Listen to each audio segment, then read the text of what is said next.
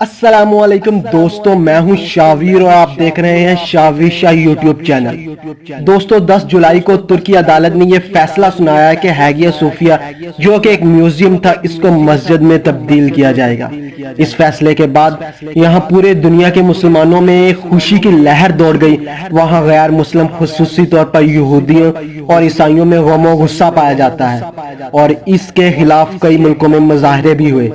इस खबर के फैलते ही यूरोपियन मीडिया ने प्रोपेगेंडा शुरू कर दिया।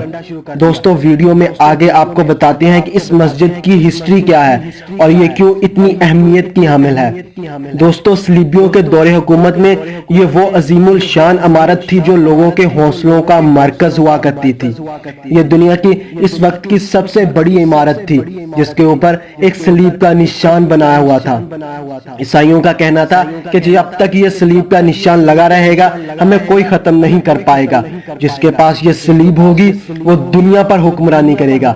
लेकिन दोस्तों अल्लाह को कुछ और ही मंजूर था। सुल्तान मोहम्मद फातेह एक मुसलमान जिसने जवानी में कुस्तुनतुनिया फतह कर लिया था। जब इसने कुस्तुनतुनिया को फतह किया तो सलीबियों से ये इमारत एक मुआहदे के तहत ले ली गई और बाद में सुल्तान मोहम्मद फातेह ने इसे मस्जिद का दर्जा दे दिया। इसके बाद जब तुर्की में सेकुलर हुकूमत आई तो उन्होंने हैगिया सोफिया को मस्जिद से म्यूजियम में तब्दील कर दिया।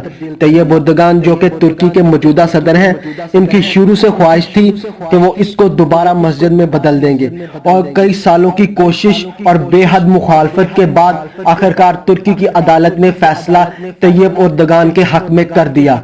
चलिए आपके साथ मस्जिद की एक वीडियो शेयर करते हैं जिसमें कई सालों के बाद हैगिया सोफिया में अजान दी जा रही है।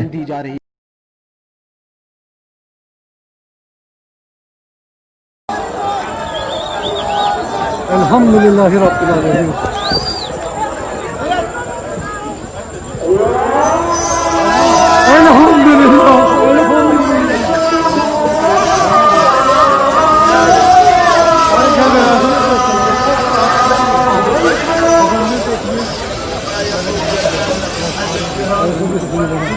Elhamdülillahi Rabbil alemin. Elhamdülillah 86 yıllık esaret gitti, Allah'ın hamdolsun.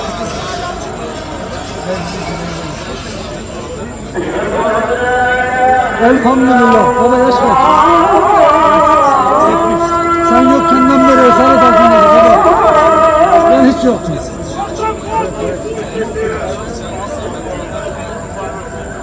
Sahaben okunmuyor muydu bu? Baba okunuyordu da. Ah babacığım, ah babacığım. Ah babacığım, ah babacığım.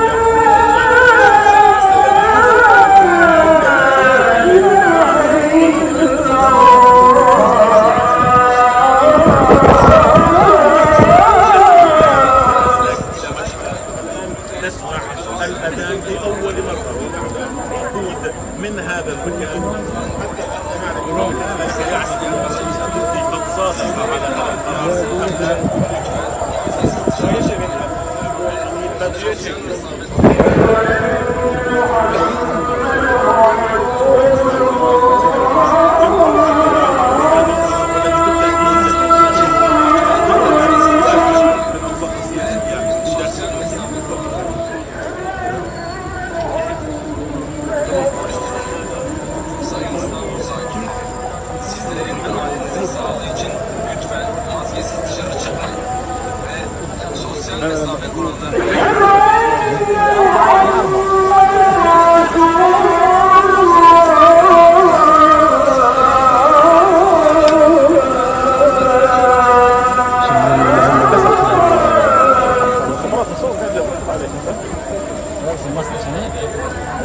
Hasbunallahu ve ni'mel vekil ve la havle ve la kuvvete illa billahil aliyyil azim. Hasbunallahu la ilahe illa huve aleyhi tevekkeltu ve huvel rabbul azim. Hasbunallahu ve ni'mel vekil ve la havle ve la kuvvete illa billahil aliyyil azim. Hasbunallahu ve ni'mel vekil ve la havle ve la kuvvete illa billahil aliyyil azim.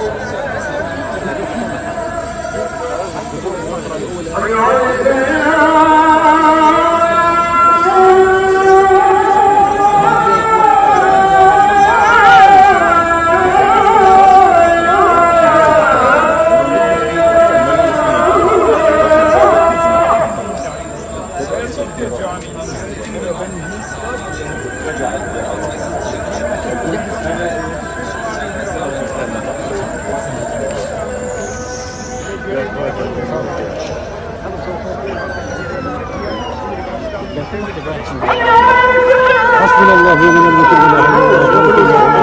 Hasbunallahu ve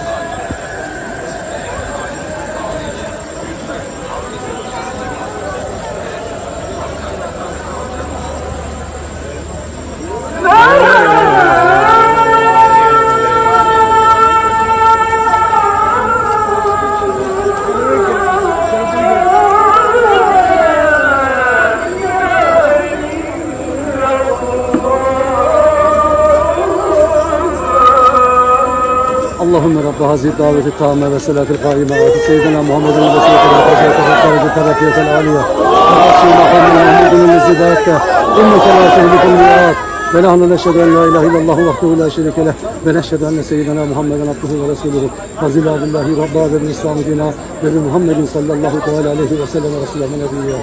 Fatiha Allah'ım. Abi neredesin İhsan? Tamam mı? Elhamdülillah.